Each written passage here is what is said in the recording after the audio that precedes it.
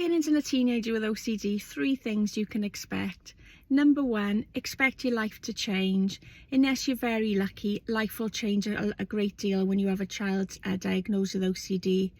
To give you an example of mine, one day in August 2016, I woke up, it was a normal day, I was doing normal things, and by literally the afternoon that had just turned on its head, and life as I knew it would never be the same again, because even when things have got better, it's still not the same as it was, and sadly that is what you can expect with OCD.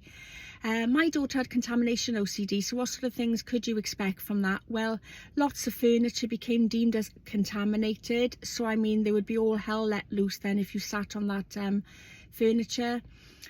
Certain areas in the house were deemed contaminated, areas of school were deemed contaminated, so that had an effect on siblings because obviously they didn't want them to go into contaminated areas. And as you can imagine from that, all of a sudden your life becomes very isolated and lonely, because suddenly it's sometimes easier not to go out at all because of having to do all these rituals, because very often a child with OCD will actually get you carrying out rituals for them to feel safe as well. And also family don't sort of come around, or friends don't come around, because again you've got so much anxiety kicking in after the visit, it really just isn't worth it. Which leads me on nicely to number 2 really, which is expect other people not to understand your battle, because I really do think you've got to parent a teenager with OCD to fully understand how debilitating and restricting life can become. I've lost track of how many times like friends, mums have said things like, oh, look at her diva, being ferried around everywhere like your personal chauffeur. That might be because she was sat in the back of my car while I was driving her everywhere. But what people didn't realise was she was actually going through torture in the back, where she was carrying out exposure therapy to try and expose herself to some fears she had around contamination OCD. And that's just one example. You can't sort of plan your life. I mean, I've lost track how many times I've sort of been in a supermarket and had to drop everything if she's rung me up distressed, or if I've gone out with friends for a meal. And friends will try and understand how you feel, but it's difficult for them to understand why all of a sudden you can be calmly having a conversation over a meal, and the next thing you've just got to drop everything and literally race back to comfort your child. And finally, number 3, and this is quite an important one, you just have to be realistic and realise that recovery won't be linear. It will be very up and down.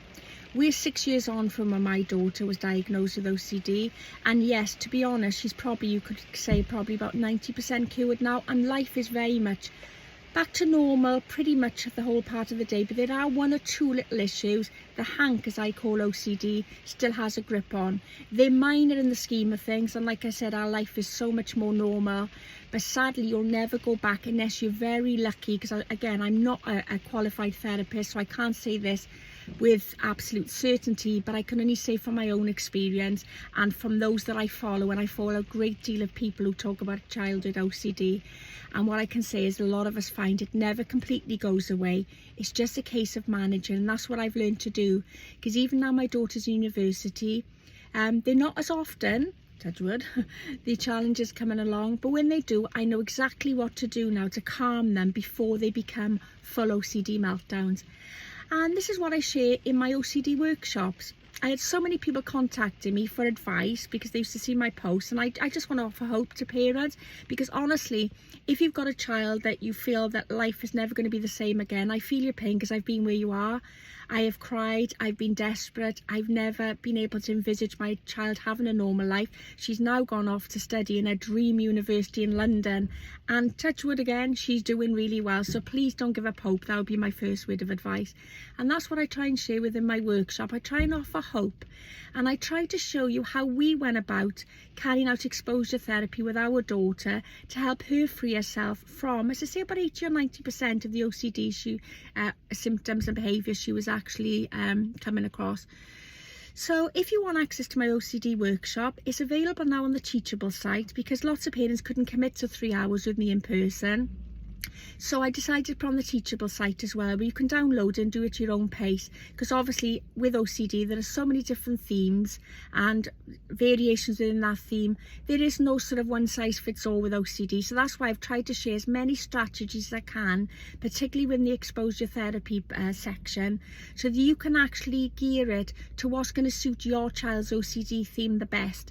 And it's just really to give you a helping hand, and mainly hope that you too can get a more normal normal life around OCD when you're parenting your teenager with OCD.